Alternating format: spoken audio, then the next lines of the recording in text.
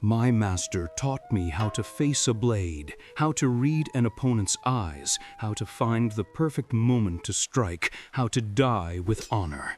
He spent years preparing my body and my spirit for combat, but he never taught me how to face thunder that falls from the sky. He never taught me how to fight an enemy who refuses to look you in the eye, who fights not with honor, but with fire and noise. I was trained to be a warrior, a protector of my homeland. I was not trained for this nightmare. This is the story of how my world and the very soul of Japan was almost extinguished. To understand the terror we faced, you need to walk the sands of Hakata Bay with me. Make sure you're subscribed so you don't miss what happened next. Before the darkness came, my world was small and it was perfect.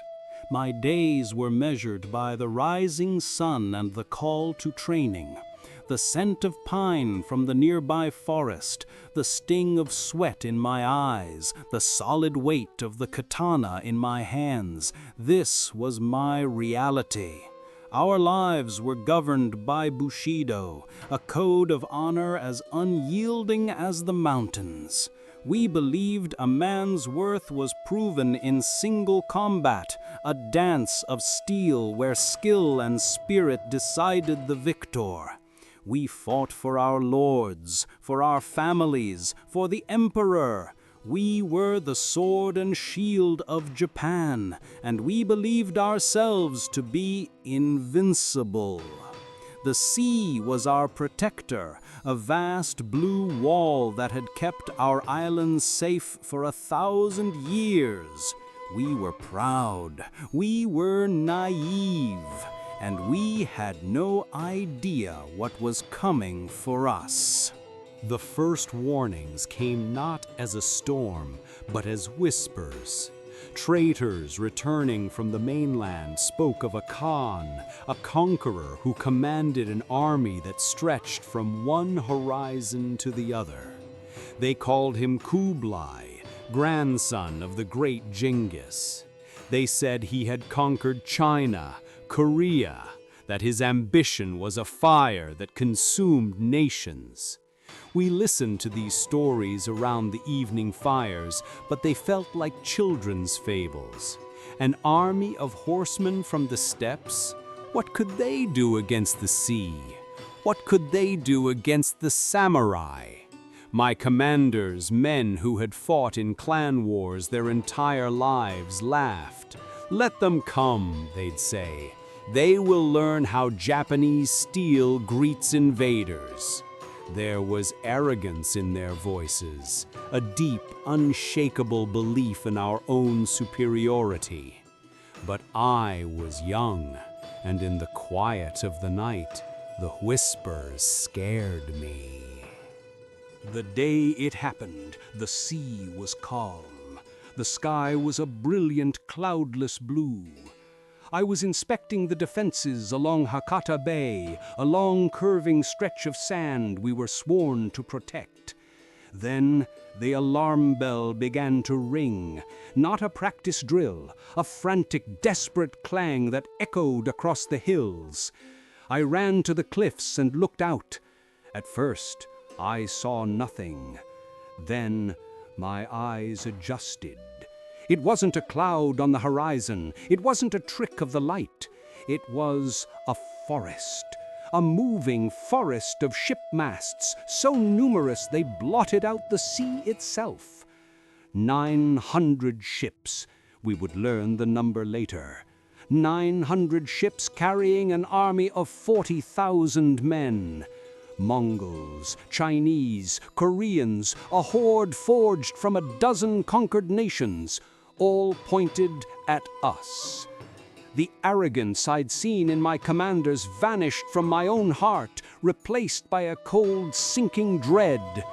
This was not a raiding party. This was an extinction event. They landed with terrifying efficiency. There was no ceremony, no challenge. They simply poured onto the beach like a pestilence. Their armor was nothing like ours. It was made of small, overlapping leather and iron plates, flexible and strange. They carried bows shorter than our Yumi, but their arrows flew in dense, whistling clouds. And they did not move as individuals. They moved as one single creature, a massive centipede of shields and spears. We samurai were arrayed on the beach, each of us a proud warrior, ready to seek out an opponent of equal rank and engage in honorable combat. We shouted our names, our lineages, our challenges into the wind. The Mongols just kept coming. They didn't care about our names. They didn't care about our honor. They had come to kill, not to duel.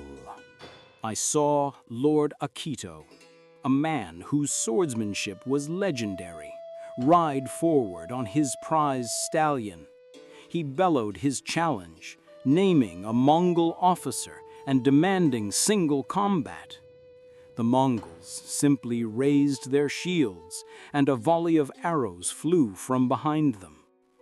Akito and his horse went down in a screaming heap. This was the moment I understood. The rules I had lived by my entire life meant nothing here. We charged, seeking a worthy foe, and they met us with a wall of shields and a forest of spears. They moved in tight phalanxes, protecting each other, striking from all sides. If one of us broke through their line, he would be immediately surrounded and cut down. It was butchery. There was no honor in it. It was the cold, brutal mathematics of war, and we were hopelessly outnumbered. And then came the thunder. From behind their lines, they began to launch these small black pots into the air. We watched them, confused, as they tumbled end over end. Then they landed. The sound was like nothing I had ever heard. Not the crack of lightning, but a deep, gut-wrenching boom that shook the very sand beneath my feet. Fire and iron shrapnel erupted outwards. Men screamed, not from clean cuts of a sword, but from being peppered with white-hot metal. Horses, animals of war, trained for the clash of steel, went mad with fear, throwing their riders and trampling men underfoot. They called them tetsuhao, iron bombs. It was gunpowder, a black magic we had never encountered. It didn't just break our bodies, it broke our minds. How do you fight an enemy who can command the storm itself? How do you hold a line when the air itself explodes around you? As if the Thunderbombs weren't enough, their arrows were cursed. I saw a man, Kenji, take an arrow to the arm, a survivable wound. He snapped the shaft and tried to keep fighting, but moments later he collapsed, his face pale and sweating. His arm began to swell, turning a sickening shade of purple. The Mongols dipped their arrowheads in poison. It was a slow, agonizing death. Another violation of our code. War was meant to be a test of skill and bravery, not a contest of cowardly toxins and deafening explosives. Each new horror they unleashed chipped away at our resolve. We were facing an army that had no concept of honor as we knew it. They were not warriors. They were destroyers. We broke. For the first time in my life, I saw samurai turn their backs to the enemy and run. It was not a disciplined withdrawal. It was a rout. The shame burned hotter than any Mongol fire. We abandoned the beach, the sacred shoreline of our home, and fled inland. We left our dead and wounded to the mercy of the horde. There was no mercy. I looked back once and saw them moving through the fallen, finishing off anyone who still moved. We fell back to the Misujiki, the old stone wall built decades ago for a threat that had never materialized. We thought it was a relic of a paranoid age. Now, it was our last hope. As we scrambled behind its protection, the true cost of the day became clear. We had not just been defeated, we had been humiliated. The Mizuki Wall was 20 kilometers long, a stone shield against the tide. For a short while, it held. We had the high ground, and our archers could finally answer their volleys. But the Mongols did not relent. They set up camp just out of our range, a sprawling city of tents and siege engines that appeared almost overnight. Day after day they assaulted the wall. They had crossbows that could punch through wooden shields. They had catapults that hurled not just stones, but those terrifying Thunderbombs over our heads. Sleep was impossible. The air was filled with the constant whistle of arrows and the boom of explosions. Food and water grew scarce. Hope became the most precious commodity of all. We were trapped, a small island of resistance against an endless ocean of enemies. The news of our struggle spread. All of Japan held its breath. Our emperor, a divine figure we believed descended from the sun goddess Amaterasu, went to the great shrines and prayed. Priests and monks across the land held vigils, chanting for divine intervention, for a miracle to save us. Reinforcements trickled in from other provinces, brave men who had to fight their way through Mongol patrols just to reach us. But it wasn't enough. We were holding, but just barely. The wall was crumbling in places. Our numbers dwindled with every passing day. For the first time, we confronted the possibility that Japan could fall, that our culture, our gods, our very way of life could be wiped from the earth. We were no longer fighting for a piece of land. We were fighting for our soul. Then something changed. It wasn't in the battle, it was in the air.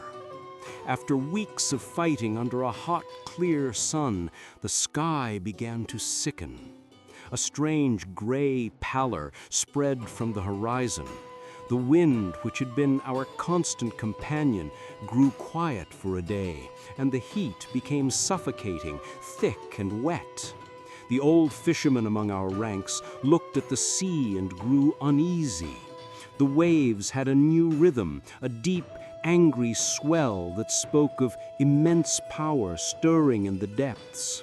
The Mongols seemed to notice it too. Their attacks lessened. There was a strange tension in the air, a feeling that a far greater battle was about to be waged, one in which our swords and their bombs would be utterly insignificant.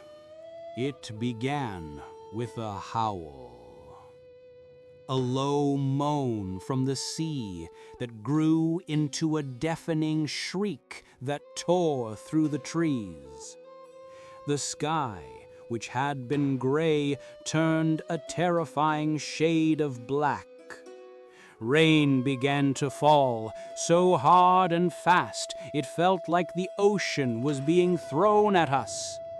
We huddled behind the Mizuki Wall, which now served as a windbreak. We watched in stunned silence as the meticulously organized Mongol camp was ripped to shreds. Tents were torn from their stakes and sent tumbling across the plains. Siege engines collapsed into splinters.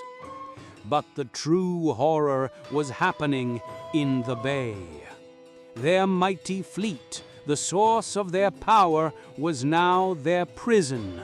The ships were tossed about like toys, crashing into one another, their anchors dragging and failing to hold against the rising fury of the sea. This was no ordinary storm. This was a typhoon, a beast of wind and water sent by the gods themselves. We could do nothing but watch, our own fear mingling with a terrible, growing sense of awe.